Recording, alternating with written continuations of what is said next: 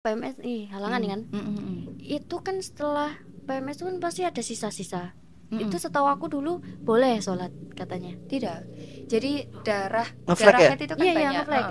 Darah Kok aku haid itu tahu kan jadinya banyak. ya? Ya nggak apa-apa loh, harus tahu loh. Iya Iya, betul. istrimu harus Nanti tahu pada dan- akhirnya kan akan menjadi suami orang. Kalau nanti Iya betul. belum nikah toh? Belum. Iya. Nanti kalau misalkan Insya ternyata Allah. istrinya jenengan tuh Setelah nggak ini. tahu, itu menjadi Iya. tanggungan jenengan. Oh. Kalau misalkan jenengan nggak tahu, jenengan wajib mencarikan guru untuk dia. Kalau enggak nanti yang dosa jenengan. Oh, Wah, iya, ini- karena kan kamu udah bertanggung jawab atas semua dosa-dosa istrimu ya. Kalau misalnya kamu nggak menutup aurat, aku ini suamimu dan aku bertanggung jawab atas satu helai rambut yang laki-laki lihat. Kayak satu helai rambut itu dia berdosa. Oh.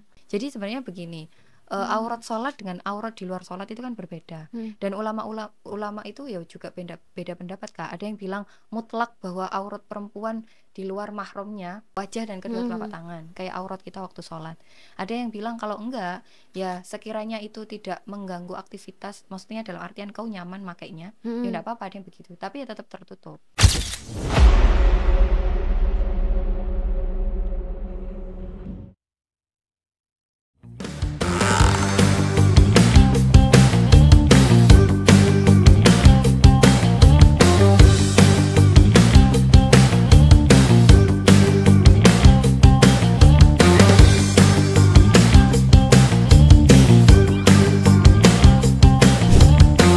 Oke, balik lagi di channel Relung Hati. Saat pikiran tak lagi sejalan dengan hati. Oke, Ustazah silakan diperkenalkan diri dulu aja. Nanti kalau masuk di segmen yang apa namanya, yang real kita kan lebih enak gitu. Oke. Mm-mm.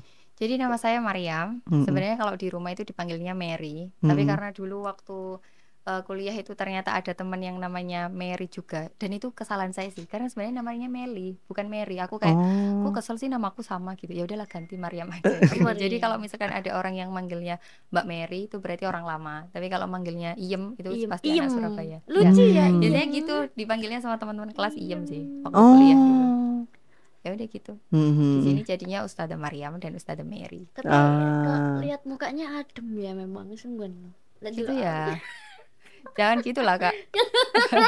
Guyu kurang ajar. Tapi memang vibe-nya hijab itu membuat wajah seperti apapun menjadi adem. Ya Gitu. tergantung. Semuanya, Ri. Itu akan membawa kita jadi adem kelihatannya. Loh, aku mau nanya. Tapi Ustazah ini nanti bakal diundang lagi atau gimana? Loh, sebenarnya ini cuma kita ngobrol aja sih. Skema yang di hari Sabtu itu yang kita mau podcast itu. Ya udah kita record aja. Oh, loh, kenapa nggak seminggu 2 kali gitu? Kamu semangat banget. Loh, kan aku biar menambah wawasan gitu loh. Oh, ya udah nanti ada seminggu berdua ya. Ini Ustazah ya. Boleh. Ustazah digabungin di kita aja, tak muncul di. tapi nggak di ini lagi nanti, nggak diundang lagi. Ya diundang. Nggak hanya Ramadan aja. Pengen kok nggak hanya Ramadan aja. Yalah, Kak, Cek, ini tuh suasananya biar dingin gitu loh, bukan karena AC doang. Astagfirullah, masya Gitu ya. Allah, masya Allah. Ya undangan langsung ya, Tapi Ustazah. biasanya ngisi di mana aja? Kegiatannya. Kegiatannya. Lebih Jadi tepatnya. kalau pagi ngajar di SD itu tadi yang aku cerita. Kalau sore jadi dosen Ma'had Ali di kampus. Kalau malam private tahfidz gitu, nah di salah satu rumah di daerah Al Akbar Surabaya situ. Oh, jadi full. Itu apa? Anak-anak atau anak-anak? Anak-anak. Jadi spesialis anak-anak ya berarti ya. Kan mahasiswa, kalau yang sore jadi dosen itu kan mahasiswa itu. Oh iya sih. Gitu. Terus Kebetulan Ramadan ini sedang ngisi ngaji fikih perempuan. Jadi kebetulan aku dan beberapa sahabatku dari pondok itu concern sama itu. Jadi besok kealumnian sekolahku itu, karena madrasah aliyahku itu kan umurnya sudah setengah abad lebih. Lah itu sudah ada kayak persatuan perkumpulannya gitu loh Kak, Ikatan Keluarga Besar Alumninya. Nah itu mereka bikin ngaji setiap Ramadan itu. Kalau kemarin itu ngajinya itu kayak hataman kitab kuning gitu. Kebetulan untuk yang sekarang itu fikih perempuan khususnya. Jadi kayak tematik gitu, dibahasnya apa gitu. Itu aku yang berarti kayak kelas gitu. Ya tanya aja nggak apa-apa. karena Aku itu juga nggak masih- bisa jelasin Karena soalnya. itu nanti akan Enggak, live siapa tahu streaming di aku Instagram. bisa ikut. Masya Streaming di Allah, Instagram. Masya Allah, amin. Gitu. Jadi itu terbuka untuk umum dan gratis. Tak kasih nomornya ya nanti ya. Tak kirim di grup soalnya nanti. Kan mamaku suka pengajian kan, siapa tahu. Mamamu suka pengajian deh. Iya, mamaku. Masya Allah. Masya Tapi Allah. fikih perempuan di situ tuh objek kajiannya bukan ibadah. Maksudnya kalau biasanya kajian-kajian fikih itu kan biasanya kan kalau nggak toharoh, sholat, puasa gitu-gitu kan. Lah kalau fikih perempuan itu objek kajiannya nanti seputar haid, nifas dan istihadah. Jadi begitu. Karena kan ini sebenarnya latar belakangnya tuh cukup menarik karena apa itu? Ini kan dibangun oleh 3 orang, aku dan 2 sahabatku ini. Lah, karena kita itu sudah lebih dulu terjun di dunia profesional, which is itu kerja, kita tuh tahu bahwa ternyata banyak anak-anak atau orang-orang perempuan, bahkan yang sudah santri pun atau yang pernah mondok, itu nggak ngerti kalau nggak semua darah yang keluar dari vagina perempuan itu dihukumi haid itu enggak. Jadi ada yang enggak. Jadi kalau misalnya nih, kalau kita haid itu kan sudah otomatis kita nggak boleh sholat. Kalau puasa Ramadan juga kita nggak boleh puasa dan itu harus qadha kan. Lah kalau misalkan yang lain seperti itu tadi istihadah, itu posisi kita harus tetap sholat. Dan kalau puasa harus tetap puasa. Lah, tahu istihadah itu? Nah itu ada ilmunya. Jadi nanti dibahas di situ. Dan istihadah pun macamnya tuh banyak. Misalkan yang paling gampang aja nih, perempuan itu kan bisa dikatakan haid itu paling minimal umurnya adalah 9 tahun kurang 16 hari. Nah kalau misalkan kurang dari 6 tahun itu kok sudah mengeluarkan darah, itu bukan darah haid. Setelah itu baru iya. Oh, ada batasan usianya berarti ya? Iya, jadi kan sekarang banyak tuh anak kecil-kecil tuh yang belum seumur segitu tuh udah keluar darah. Nah itu kan dianggapnya ya ini sudah waktunya menstruasi, padahal balik belum. apa ya? Ya udah balik betul. Oh itu belum. Lah terus kalau kita kan PMS nih halangan kan? Itu kan setelah PMS itu kan pasti ada sisa-sisa. Itu setahu aku dulu boleh sholat katanya. Tidak. Jadi darah haid itu kan banyak. Darah haid tahu jadinya. Ya nggak apa-apa loh, harus tahu loh. Iya. Nanti pada akhirnya kan akan menjadi suami orang. Kalau nanti betul. Belum nikah toh? Belum. Iya. Nanti kalau misalkan Insyaallah, ternyata istrinya jenengan tuh nggak tahu, itu menjadi tanggungan jenengan. Kalau misalkan jenengan nggak tahu, jenengan wajib mencarikan guru untuk dia. Kalau enggak nanti yang dosa jenengan. Wah, ini karena kan kamu udah bertanggung jawab atas semua dosa-dosa istrimu ya. Kok dihakimi gini rasanya aku. Karena kan menjadi seorang suami itu menjadi seorang suami itu enggak monoton ngono toh. Terus jadi kalau misalkan balik lagi ya ke tadi, darah haid itu macamnya banyak. Dari warna-warnanya ya, ada yang kayak dari yang mulai hitam itu sampai yang kuning kekeruhan, itu semua tuh darah. Jadi kalau misalkan yang dianggap tuh bukan cuma yang merah doang. Oh, kayak darah selagi masih dalam satu siklus haid itu tadi ya berarti itu masih haid. Karena kan ciri-cirinya dari kayak baunya itu kan kelihatan. Walaupun dia udah tinggal dikit, kadang kan ada ya yang masih flek itu masih darah haid itu. Soalnya masih. Aku dulu jurusan IPA jadi aku tahu. Ya, ada yang bilang katanya nggak apa-apa kalau cuman sekedar ngeflek itu kan sisa-sisa itu tetap nggak boleh. Enggak, itu tetap haid maksudnya. Kok karena gak saya sholatku kayak ya. Apa namanya batas maksimalnya itu kan banyak 15 hari toh. Jadi kalau misalkan masih dalam jarak waktu 15 hari itu ya itu masih haid Kak. Nah sekarang kan kamu udah tahu, jadi yang lalu-lalu itu entah sah entah enggak, udah nggak usah dipikirin gitu, yang kedepannya aja gitu, karena kita tahu itu kan baru sekarang gitu loh, yang nggak sah aja banyak ya kan, ya kan, tetap dilakukan. Jadi nanti ikutlah kelasnya biar tahu. Itu kelasnya tiap jam berapa? Setiap 3 hari sekali sih. 3 hari sekali. Mulai dari nanti. Kegiatanku itu sih. Selain itu ya nanti kalau misalkan ada kajian. Karena background kuliahku itu usuluddin, jadi otomatis banyak di kajian, maksudnya kayak tulisan. Karena kita kan objek kajian kita itu turos kan, kertas, bahasanya Al-Quran dan hadis. Jadi bukan kayak anak yang biasanya kuantitatif misalnya. Kalau kita kan kualitatif tuh penelitiannya. Kalaupun misalkan ada yang kuantitatif itu nanti jatuhnya living Quran. Kayak gitu. Jadi ini pelan-pelan nih dia mulai hilang nih kesadarannya kan. Dia mulai hilang nih ya kan. Dia mulai hilang raganya. Di sini pikirannya udah hilang. Bahasanya. Sebenarnya kalau misalkan kajian itu lebih ke itu sih. Dulu itu kan yang PSA itu Mas Adib. Itu kan terbentuk dari kegelisahan 3 temanku waktu satu kelas itu, kok rasanya kuliah tuh gini-gini aja ya gitu, kayak kok biasa gitu loh, bayar mahal kok ternyata cuma begini. Akhirnya Mas Adib tuh bikin formulasi gitulah. Itu seluruh Indonesia jadinya ya kan? Iya sekarang gitu, membernya sudah banyak. Nah itu dari situ akhirnya kita tuh nge-review buku awalnya, nge-review buku, terus presentasi dan lain sebagainya. Akhirnya dari situ tuh beberapa teman itu ikut, termasuk aku, dan akhirnya meluas ke adik-adik kelas dan lain sebagainya. Nah selama corona itu akhirnya Mas Adib itu bikin formulasi yang paten gitu loh, bahasanya kayak kurikulumnya gitu, yang akhirnya jalan sampai sekarang. Udah hampir 8 tahun kalau nggak salah, apa 7 tahun ya, lupa. 2018 itu. 2018. Dulu itu ke tempatku 2022. Jenengan kuliahnya di mana sih? Saya di ini Universitas Islam Majapahit. Mojokerto. Oh iya. Di situ. Kuliah Islam juga? Enggak, psikolog kan aku. Loh, tapi di tempat itu ya namanya aja Universitas Islam, namanya aja ya kan. Kayak Winsa kan ya juga. Oh banyak ya, kalau Winsa tuh ya banyak. Iya, fakultasnya banyak. Ada psikologi, nggak kuliah ya gini. saintek gitu-gitu. Sebenarnya kamu bukan nggak kuliah, tapi kamu nggak pengen tahu deh sebenarnya. Iya karena aku pusing kayak lihat orang kuliah tuh, siapa sih? Capek Kak memang. Udahlah habisin uang, terus bikin capek kepala. Iya. Terus makanya aku mikir kan dia seusia segini kan, sekarang kan zaman sekarang kan banyak seusia dia itu kerjanya sing apa ya, yang good looking gitu, tapi dia memilih untuk tetap seperti ini gitu loh, ngerti gak sih, kayak jadi guru tetap ini. Oke. Mungkin padahal kan ngerti tau guru gajinya segitu. Sebenarnya tadi agak menarik sih ketika kakak cerita soal mantan suami kakak itu. Jadi begini. Bentar-bentar ini Kak. Ini boleh mantan suamimu diceritain lagi? Gak apa-apa, bebas. Oh, bebas. Penting hasilnya banyak. Oh, maaf ya kalau ini enggak apa-apa. Terlalu jauh. Enggak apa-apa sih Kak. Sebenarnya aku biasanya tak buka semua aib. Aduh, saya kalau apa-apa. Karena kan aku biar tahu. Jadi Allah itu udah menyimpan rapat aibnya dia ya kan. Dia yang ngomong sendiri Kak, nggak apa-apa. Kadang ngomong gitu keceplosan. Karena untuk orang-orang itu biar belajar dari dia. Tapi menurutmu gimana dari sudut pandang kamu nih, kayak masa lalu apa segala macam kayak aku punya gitu, misal aku ngomongin itu baik nggak sih? Bagiku nggak perlu sih. Bagiku. Kalau sebagai contoh Kak.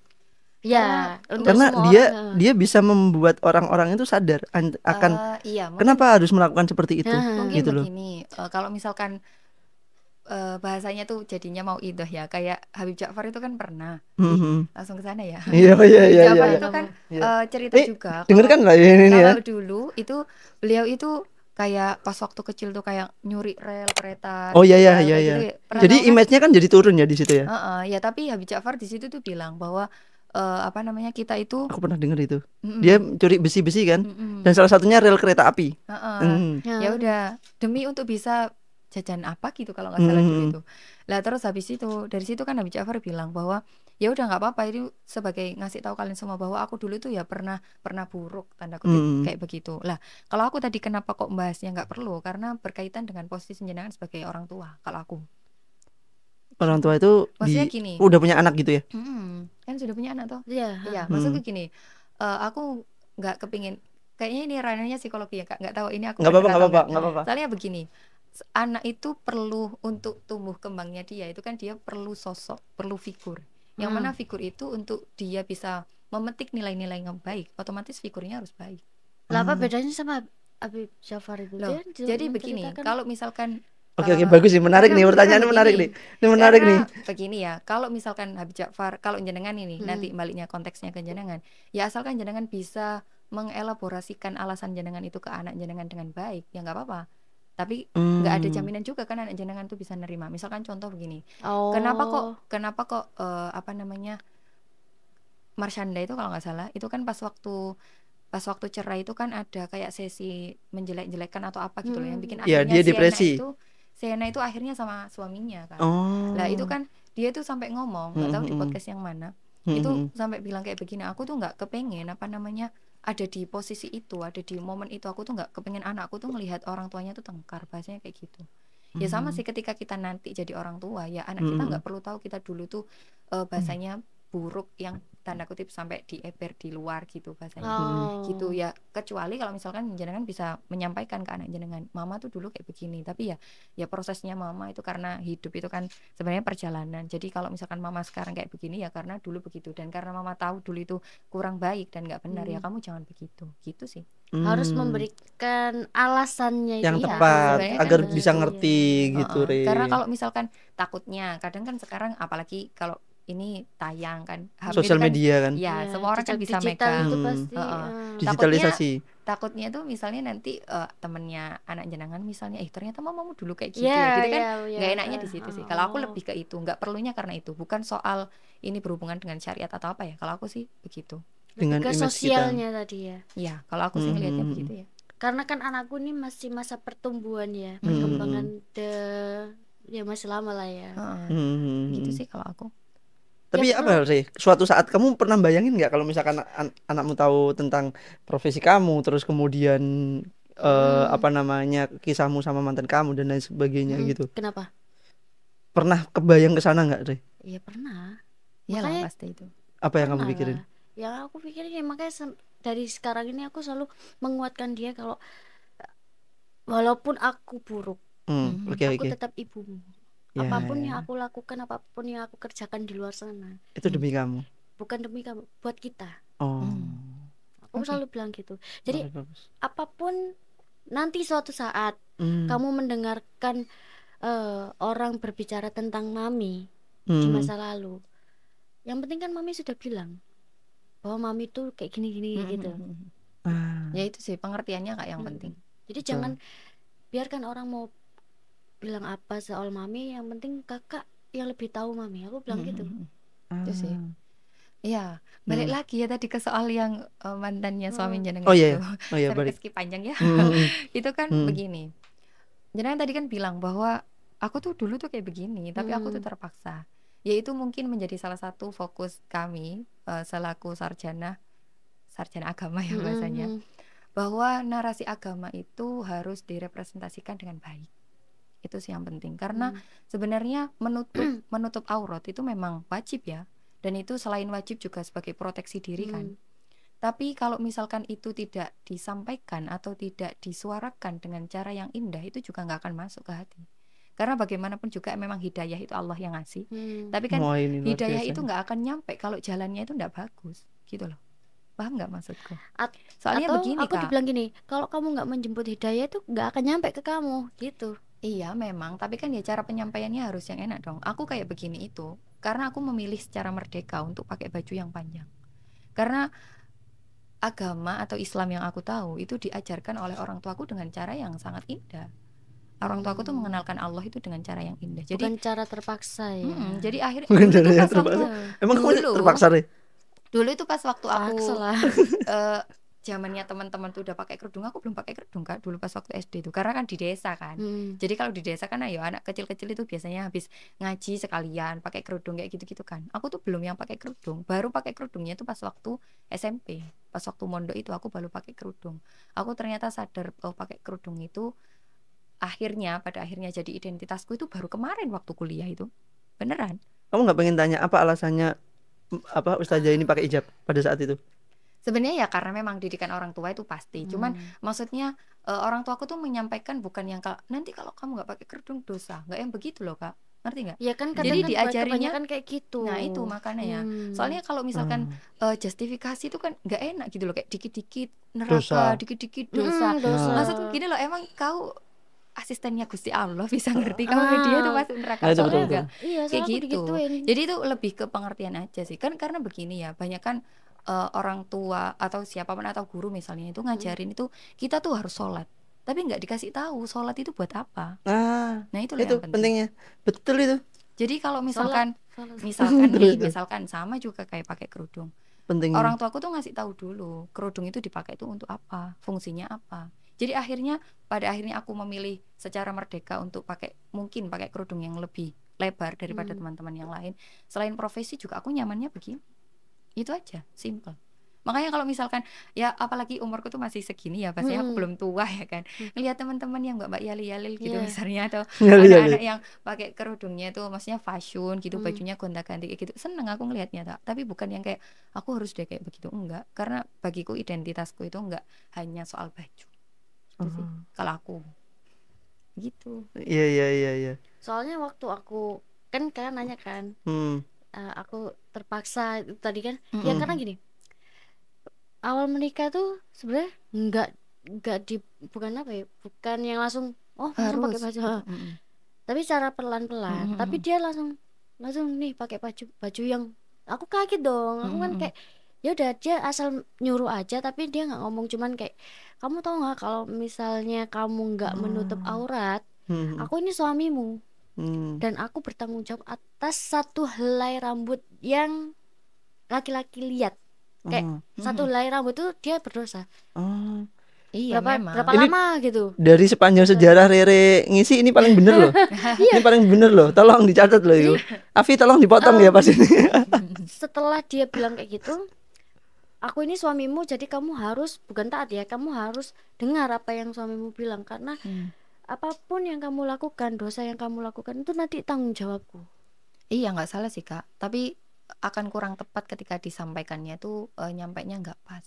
Itu sih. Jadi ke akunya nggak kena, aku cuman maksa gitu ya loh. aku hanya nuruti supaya dia nggak berdosa dah itu. Tapi bukan dari hati. Makanya aku setiap pakai baju kayak gini nih kayak ribet kayak gitu loh. Karena udah terbayang di pikiranmu bahwasanya seperti ini ribet. Itu yang dirasain juga sama ini cewekku.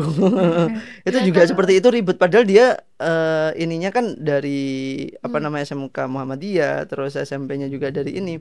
Jadi dia harusnya mikirnya juga jelas di situ harusnya gitu loh.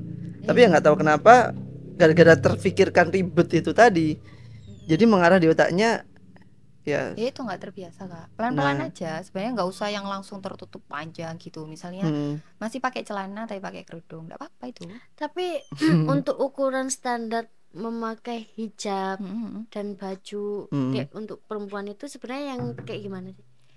Kan macam-macam kan, ada yang harus menutup hijabnya harus menutupi area dada sampai. Semoga saya nggak salah jawabnya ya, karena soal aurat ini kan khilaf Kak. Aurat yang dibahas di Al-Quran itu aurat sholat. Yang banyak dibahas di kitab-kitab itu aurat sholat. Meskipun aurat kalau tata busananya nggak ada ya Kak? Di luar itu maksudnya secara konkret harus yang begini tuh sejauh yang aku tahu nggak ada. Tapi semoga aku nggak salah ya. Kalau ada nanti bisa direvisi. Gak apa-apa. Terus habis itu, nah itu mungkin yang bikin sebagian perempuan bahkan yang mengerti agama atau lahir dari keluarga yang sangat agamis itu masih banyak yang nggak pakai kerudung. Jadi sebenarnya begini, aurat sholat dengan aurat di luar sholat itu kan berbeda. Dan ulama itu ya juga beda pendapat Kak. Ada yang bilang mutlak bahwa aurat perempuan di luar mahramnya itu selain mata dan kedua telapak tangan kayak wajah dan kedua telapak tangan kayak aurat kita waktu sholat. Ada yang bilang kalau enggak, ya sekiranya itu tidak mengganggu aktivitas, maksudnya dalam artian kau nyaman makainya, ya enggak apa-apa, ada yang begitu. Tapi ya tetap tertutup. Lah yang sebenarnya bagiku yang highlight itu yang penting jangan itu sih bahasanya apa ya kalau ngecap itu bahasa Indonesia. Iya pokoknya jangan yang terlalu ketat. Ya Allah. Jadi kayak gitu susah ya kepala ketat, gitu. Jadi jangan yang ketat aja sih kalau aku. Jadi hijaban bajunya bawah ketat. Sekarang kan banyak kayak gitu soalnya sebenarnya bukan soal ini sih, bukan soal nanti berdosa atau enggak. Ya jadinya karena masyarakat kita tuh cara berpikirnya masih begitu ya.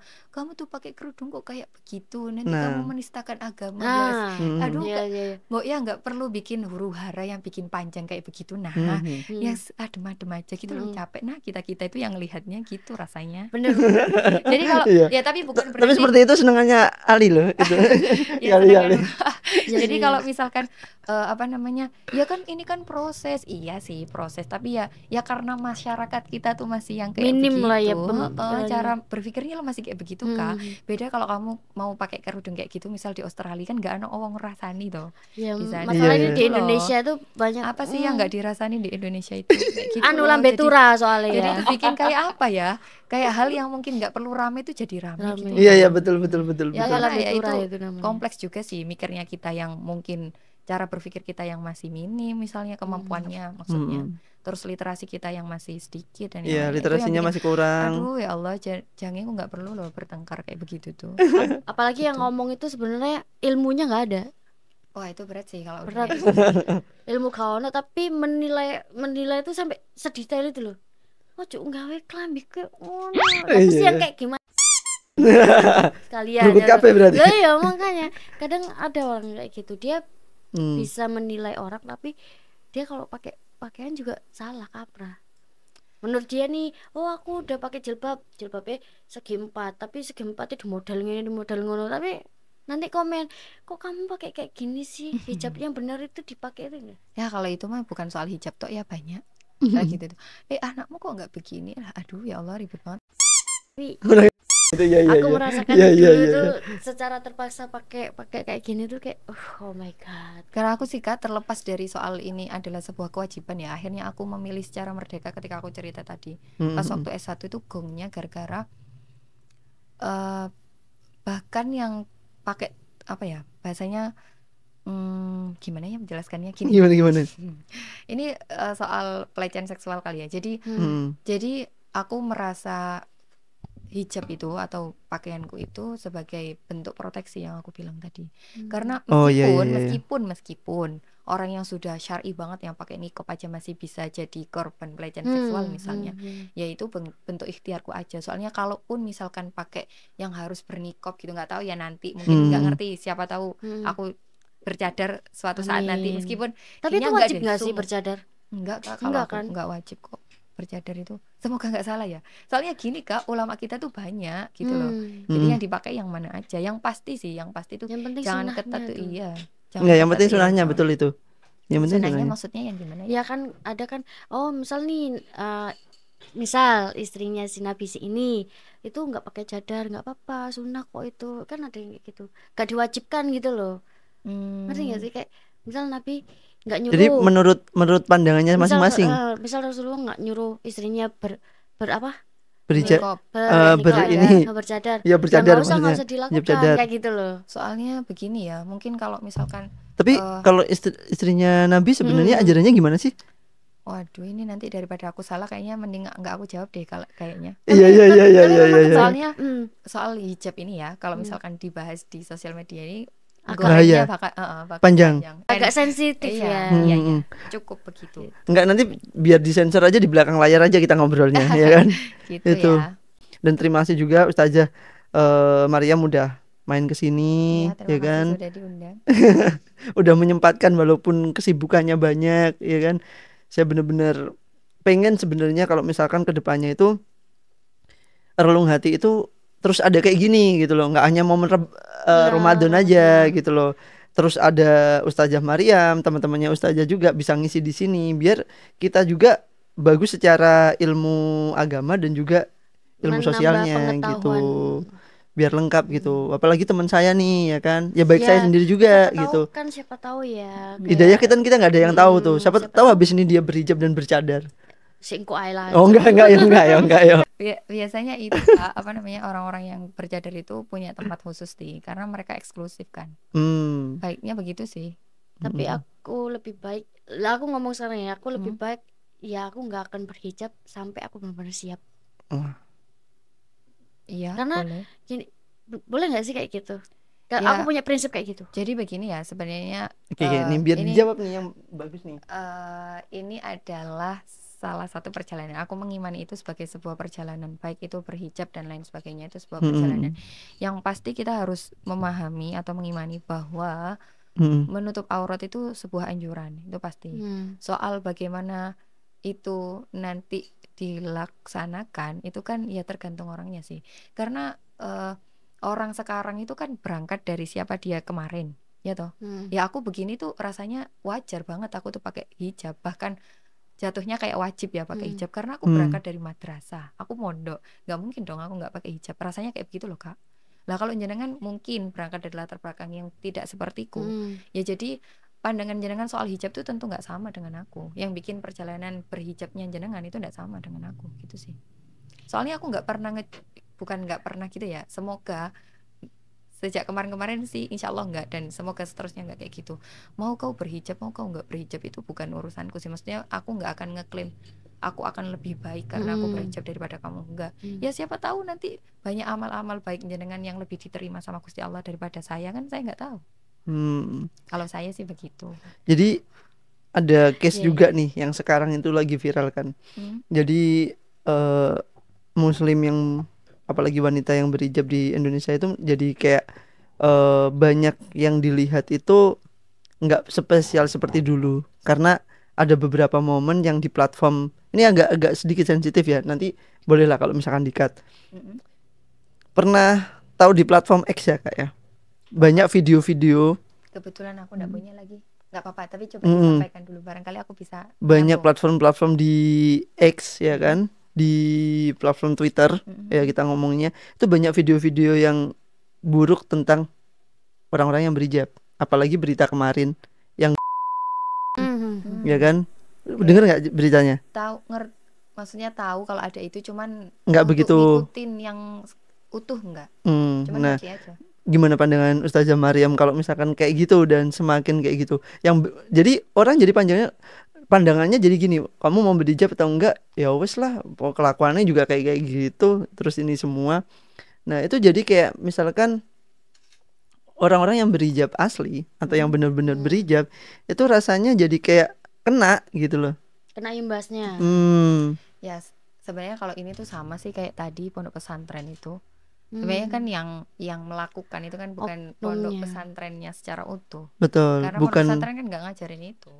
Nah, tapi karena ini. Tapi kenapa yang kayak gitu juga? Ya itu kan ya bisa dibilang ya dia berarti bukan beneran lah. Harusnya kiai itu yang benar-benar alim, yang menjadi representasi agama kita itu yang rahmatan lil alamin. Mungkin bukan kiainya ya, kayak lebih gitu.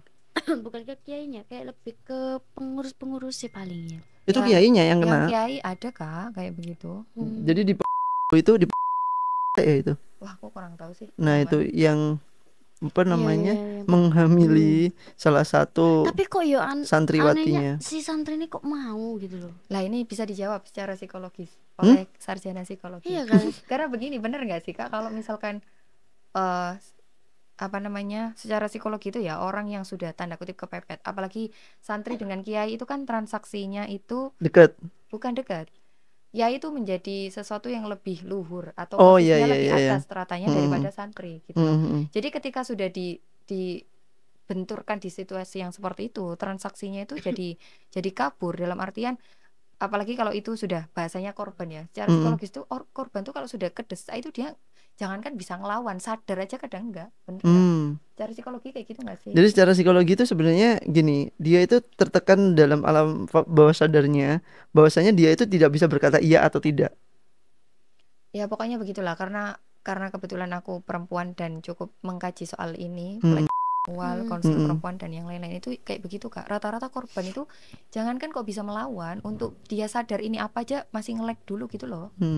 Dia gitu. Ini apa sebenarnya itu dia berpikir itu secara rasional. Jadi dia hanya pengen selamat aja dari lingkup itu. Paham nggak sih, lingkup itu yowes, dia mau diperlakukan seperti apapun yowes lah gitu. Yang penting aku tahu dia backgroundnya bagus, kemudian ya pasti nanti akan ada hal yang baik setelah aku ada itu. Bisa ya, jadi kayak gitu. Ya kasusnya macam-macam. Kasusnya macam-macam. Bisa jadi pasti, juga diyakinkan juga. Iya, yang pas ya kalau begitu ya sudah manipulatif lah Kak. Iya, manipulatif, betul-betul. Sampai sudah hamil itu kan berarti bahasanya dia sudah sering. Bukan mungkin ada dijanjikan beraninya sesuatu ya kayak begitu. Ya, janjiin sesuatu pasti. Banyak Kak. Makanya tadi balik lagi ya ke jilbab itu. Kalau misalkan sampai ada ya gara-gara dia terus jilbab jadi jelek bla bla ya. Ya mau gimana gitu. Yang jelek itu kan bukan jilbabnya, orangnya. Ya sama pondok pesantren juga kayak gitu. Yang buruk itu bukan pondok pesantrennya, tapi oknum-oknum yang memanfaatkan culture pondok pesantren itu untuk melegalkan nafsunya atau melegalkan urusan pribadinya. Gitu sih kalau aku ngelihatnya. Sampai ada yang ada juga Apa nih? sama jenis suka gitu kan. Iya, laki-laki suka sama laki-laki ada kan itu. Makanya ngeri juga sih sebenarnya. Jadi nggak semua lingkup baik itu bisa jadi semuanya baik ya. Tinggal Nah, kita Iya, bagaimana. sama dengan lingkup buruk itu nggak semua buruk. Nah itu dia. Misalnya Itu dia. nih, anggap aja di kampungnya pekerja seks misalnya, itu kan ya buruk memang. Kita nggak bisa menafikan bahwa itu bukan lingkungan yang baik, transaksinya yang ada di situ itu. Tapi misalnya orang-orang di situ misalnya sama hewan, bahkan sama anjing nggak dipukul meskipun anjing itu najis misalnya, dikasih makan, itu kan baik. Kayak gitu sih, nyiram pohon, nyiram tanaman, itu kan baik. Melakukan Karena hal-hal baik yang kecil-kecil itu tadi.